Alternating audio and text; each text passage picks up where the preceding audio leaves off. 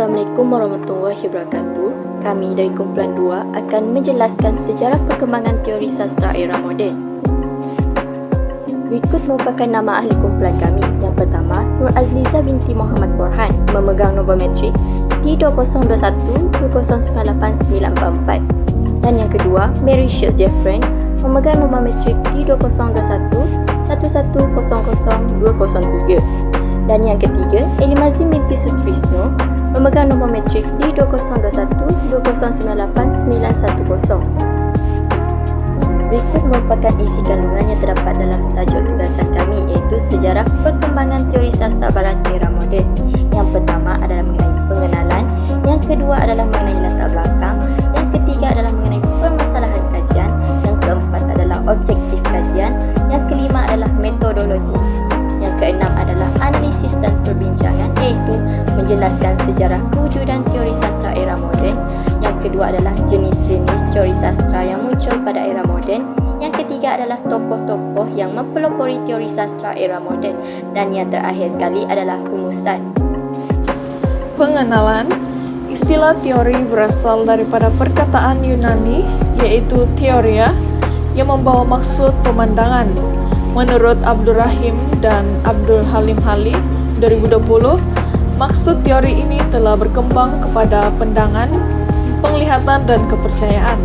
Selain daripada itu, teori juga ditakrifkan sebagai sebuah gagasan tentang definisi, konsep, prinsip, ciri-ciri, dan cadangan dalam menjelaskan sesuatu perkara. Teori merupakan suatu bidang ilmu sastra yang berada pada peringkat yang tinggi.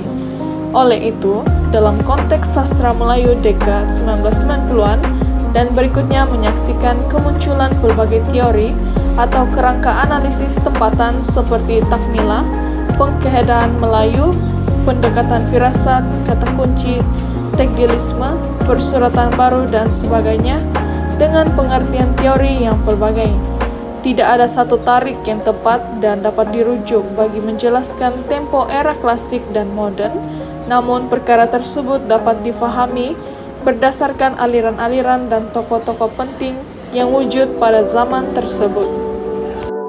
Berikut merupakan latar belakang bagi sejarah perkembangan teori sastra barat era moden, iaitu era bermulanya perkembangan teori kesusastraan moden dapat dikatakan bermula semasa dua revolusi yang berlaku di Eropah, iaitu Revolusi Industri dan Revolusi Perancis. Revolusi industri telah membawa perubahan yang besar kepada masyarakat seperti pembandaran, kemajuan teknologi, dan anjakan ekonomi mempengaruhi cara orang hidup, berfikir dan mengekspresikan diri mereka. Yang kedua, Revolusi Perancis pula telah membawa perubahan dalam cara orang melihat dunia dan kehidupan manusia. Seterusnya, faktor lain mempengaruhi perkembangan teori sastra era moden adalah seperti pemikiran falsafah, iaitu kemunculan tokoh-tokoh seperti Roman Jakobson, Viktor Shklovsky, dan Boris Eisenbaum membawa bersama idea kesusastraan untuk kesusastraan dan menolak kesusastraan untuk bidang lain. Golongan ini ingin mengembalikan kesusastraan kepada dirinya sendiri, iaitu bahasa. Yang kedua adalah pemisahan sastra dan agama. Sastra tidak lagi terikat secara eksklusif oleh norma agama, sehingga membolehkan penulis meneroka tema yang lebih luas dan kontroversi. Seterusnya, teori kritikan sastra juga merupakan antara faktor yang mempengaruhi perkembangan teori sastra era moden pada waktu tersebut. Teori-teori yang digunakan untuk mengkritik idea penulis adalah seperti strukturalisme, feminisme, dan banyak lagi muncul untuk mengkaji karya sastra dari perspektif yang berbeza dan untuk mendedahkan dinamik ideologi dan kuasa di dalamnya. Di samping itu, globalisasi budaya juga merupakan antara faktor yang mempengaruhi perkembangan teori sastra era moden pada waktu itu, iaitu pertumbuhan hubungan global dan pertukaran budaya memainkan peranan dalam perkembangan sastra. Karya sastra semakin mencerminkan pengalaman global dan pelbagai serta meneroka pertemuan budaya. Permasalahan kajian yang terdapat dalam kajian ini ialah teori-teori sastra barat amat sukar untuk melihat pandangan hidup masyarakat Melayu yang terdapat dalam karya-karya sastra Melayu diteroka dengan sebaik-baiknya karena teori dan kritikan barat tidak sampai kedalaman jati diri Melayu dan Islam. Malah, teori-teori dan pendekatan moden barat tidak menyediakan ruang yang jelas untuk melihat jauh ke dalam karya-karya sastra Melayu. Menurut Hashim Awang 1997 menjelaskan bahawa teori kesusastraan barat tidak lengkap dan bersifat berat sebelah dan hanya memberi pemerhatian kepada satu-satu aspek sahaja. Teori sastra barat ini hanya memfokuskan pada satu-satu aspek dan tidak menyeluruh dan tidak mengambil kira aspek agama dan bersifat sekuler. Berikut merupakan objektif kajian bagi tajuk tugasan kami iaitu Sejarah Perkembangan Teori Sastra Barat Era Moden. Tujuan kajian ini adalah dijalankan untuk mengkaji sejarah kewujudan teori sastra era moden dan mengenal pasti jenis-jenis teori sastra yang muncul pada era moden, dan yang ketiga adalah mengenal pasti tokoh yang mempelopori teori sastra era moden. Seterusnya, metodologi. Terdapat dua metodologi yang digunakan oleh pekaji dalam menghasilkan kajian ini iaitu rujukan perpustakaan dan sumber internet. Rujukan perpustakaan ini mempunyai peranan penting dalam menyokong kesahihan dan kebolehpercayaan dalam penyelidikan. Pekaji telah melakukan kaedah perpustakaan secara fizikal untuk mencari bahan-bahan yang berkaitan dengan kajian. Penggunaan rujukan perpustakaan ini membolehkan penyelidik atau pengkaji mengelakkan pertindihan penyelidikan dan memahami perkembangan ilmu yang sedia ada. Yang kedua, sumber internet. Penggunaan rujukan internet dalam metodologi penyelidikan memberikan dimensi yang dinamik dan pantas kepada capaian maklumat.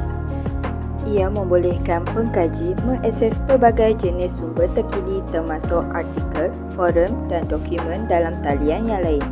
Walaupun sumber internet ini mudah diakses untuk pelbagai maklumat, pengkaji telah melakukan penerapan kriteria penilaian yang ketat terhadap sumber internet yang ditemui bagi mengelakkan maklumat yang diperolehi tidak sah atau berat sebelah.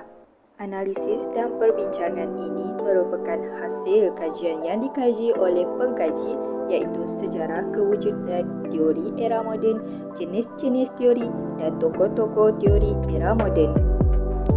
Sejarah kewujudan teori sastra era moden merupakan perjalanan intelektual yang mencerminkan perubahan dan perkembangan dalam masyarakat dan pemikiran manusia.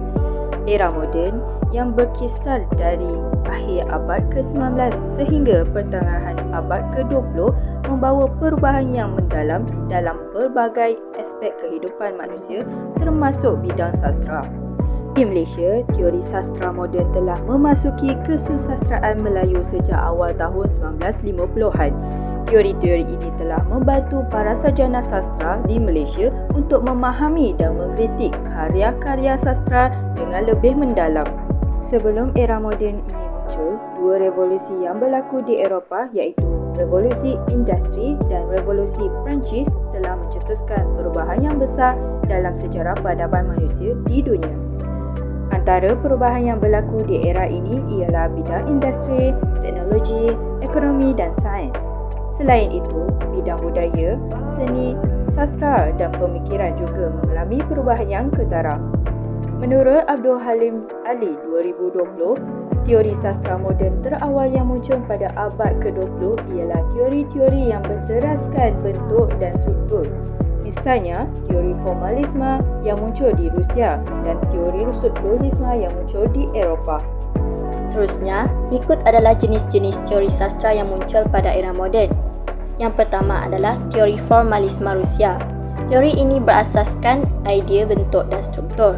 Dikenali sebagai teori struktural kerana berteraskan idea formal dan struktur dalam teks. Teks yang dimaksudkan terdiri daripada tema, bahasa, plot, watak, latar dan sebagainya. Aspek linguistik atau lebih dikenali sebagai bahasa merupakan unsur formal teks yang paling ditekankan oleh teori ini berbanding aspek lain. Aspek bahasa yang dimaksudkan adalah seperti diksi, rima, asonansi dan aliterasi. Seterusnya, teori kritikan baharu. Teori ini memberi tumpuan secara khusus terhadap teks dengan mengenepikan aspek pensejarahan, biografi dan unsur-unsur lain di luar teks. Disebut sebagai pendekatan the text and the text alone. Teori ini lebih memberi tumpuan pada kajian puisi. Kajian yang dilakukan dalam puisi adalah tentang aspek seperti ironi, paradoks, kekaburan dan lain-lain. Teori yang berikutnya adalah teori strukturalisme. Teori strukturalisme dapat difahami sebagai teori yang menitik beratkan perkara-perkara dalaman seperti konten yang membentuk rangka atau struktur sesebuah teks. Struktur sesebuah teks termasuklah seperti tema, plot, perwatakan, bahasa, latar dan sudut pandangan iaitu genre, novel, cerpen dan drama. Rima, bentuk, nada dan rangkap pula adalah genre puisi. Teori ini tidak memberi perhatian pada pengarang atau mana-mana aspek lain di luar teks. Manakala teori fenomenologi pula adalah muncul sebagai satu usaha memperbetulkan kebincangan ilmu sains moden yang telah menjerumuskan masyarakat ke lembah ketidakpastian. Teori ini adalah kaedah pembacaan karya sastra dengan menyandarkan bacaan dan huraian sesebuah hasil kesusastraan itu daripada dua aspek yang penting. Yang pertama adalah menumpukan perhatian yang sepenuhnya terhadap teks sastra. Yang kedua adalah memperincikan kajian mereka kepada keseluruhan aksi atau perilaku yang terlibat semasa berinteraksi dengan teks berkenaan dengan pertimbangan yang adil dan penuh kesedaran. Teori yang seterusnya adalah teori semiotik. Pendekatan semiotik adalah mengkaji sistem tanda dan kod yang wujud di dalam sesuatu hasil karya sastra. Teori semiotik ini dapat dikesan melalui ciri-cirinya, antaranya adalah mempunyai tanda-tanda yang dijelaskan melalui penanda, mengikut paradoks dan kontradiksi, penggunaan style dan mekanisme yang ditulis oleh penulis dalam sesebuah karya. Bagi teori psikoanalisis pula adalah memfokuskan kepada pengkarya, di mana pengkarya dalam keadaan yang tidak sedar iaitu unconscious mind, mencipta dunia imajinasi dan kemudiannya sedar dengan menulis dunia imajinatifnya itu dalam bentuk karyanya. Seperti Freud percaya bahawa fenomena bawah sedar mempunyai pengaruh yang besar mempengaruhi tindak tanduk dan cara berfikir seseorang. Seterusnya, teori kesusastraan Marxisme. Teori ini memberi penekanan kepada kehidupan manusia yang sangat bergantung dan ditentukan oleh sistem sosioekonomi yang ada di dalamnya. Teori ini membincangkan persoalan sosial dan masyarakat, ideologi dan struktur sosial. Teori ini dilihat sangat relevan bagi menjelaskan kemunculan fenomena sastra. Bagi teori sastra feminisme, feminisme dimaksudkan dengan karya yang ditulis berdasarkan perjuangan wanita untuk memartabatkan wanita, di mana teori ini adalah usaha untuk mendapat tempat yang sama taraf dengan kaum lelaki. Hal ini kerana wanita telah ditindas, dianiaya dan terpinggir oleh kekuasaan lelaki patriarkal. Perbezaan biologi yang menyatakan kaum wanita itu lemah telah dieksploitasi oleh kaum lelaki semenjak berzaman lagi. Perkataan wanita itu sendiri seolah-olah difahami oleh kebanyakan feminis sebagai manusia sentiasa ditindas atau dianiaya oleh sistem kuasa lelaki. Teori yang seterusnya adalah teori hermeneutik. Teori yang menjelaskan hakikat di mana makna dalam bentuk tersurat dan tersirat menerusi proses penafsiran teks. Sejarah hermeneutik moden ini bermula pada abad ke-16 di tangan ahli-ahli teologi Jerman. Scalia Mature mentarifkan hermeneutik sebagai sesuatu seni untuk mengelakkan pemahaman yang salah, manakala Richard E. Palmer mengatakan bahawa hermeneutik adalah sebuah kajian dalam pemahaman terutamanya untuk memahami sesebuah teks. Teori ini lebih mementingkan aspek pemahaman iaitu understanding berbanding dengan aspek penerangan iaitu explanation. Seterusnya, tokoh yang mempelopori teori sastra era moden yang pertama yaitu tokoh Sigmund Freud. Sigmund Freud lahir pada 6 Mei 1856 Freiburg, Moravia, Empire Austria, sekarang Biro Republik Czech, dan telah meninggal pada 23 September 1939 London, England. Beliau merupakan pakar neurologi Austria dan merupakan pengasas psikoanalisis. Freud boleh dipanggil sebagai penggubal undang-undang intelektual yang paling berpengaruh pada zamannya. Penciptaan psikoanalisis beliau sekaligus merupakan pelapor teori jiwa manusia, terapi untuk melegakan penyakitnya, dan optik untuk tafsiran budaya dan masyarakat. Seterusnya yaitu tokoh Mary Wollstonecraft. Mary Wollstonecraft lahir pada 27 April 1759 London, England. dan meninggal pada 10 September 1797 London. Beliau merupakan penulis Inggris dan merupakan penyokong kesaksaman pendidikan dan sosial yang bersemangat untuk wanita. Dia menggariskan kepercayaan dalam menegakkan hak wanita yang juga dianggap sebagai klasik feminisme. Seterusnya yaitu tokoh Karl Marx. Karl Marx lahir pada 5 Mei 1818 di provinsi Rhine, Prusia, Jerman, dan telah meninggal pada 14 Mac 1883 London, England. Beliau merupakan seorang revolusi, ahli sosiologi, ahli sejarah, dan ahli ekonomi.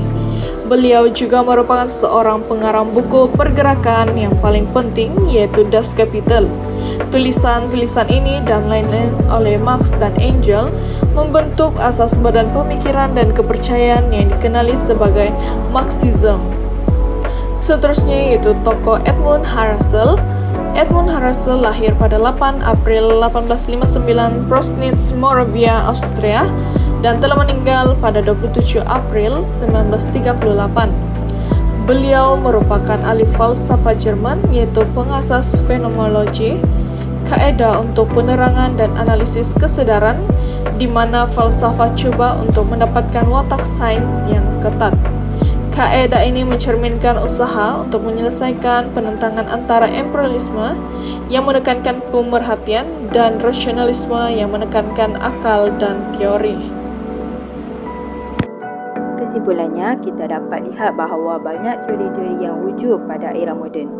Tokoh-tokoh yang menghasilkan teori juga telah melakukan pemikiran yang baik dalam mengeluarkan idea teori mereka sendiri, dengan melalui fasa menolak idea teori tokoh yang lain atau menambah idea teori tokoh yang sedia ada. Meskipun teori sastra moden telah menjadi subjek perdebatan dan kritikan, teori sastra moden tetap menjadi aspek penting dalam kajian sastra dan terus berkembang sehingga kini. Dalam perkembangannya, teori sastra moden telah mengalami beberapa perubahan dan revolusi. Pada abad tersebut, teori sastra moden telah mengalami perubahan yang mendalam. Walaupun mengalami perdebatan antara teori, namun teori-teori tersebut telah membuka mata pengkarya dalam menghasilkan karya yang lebih baik dan bermakna. Dengan kewujudan teori ini, karya sastra menjadi lebih dihargai oleh pembaca. Itu sahaja daripada kumpulan kami. Sekian, terima kasih.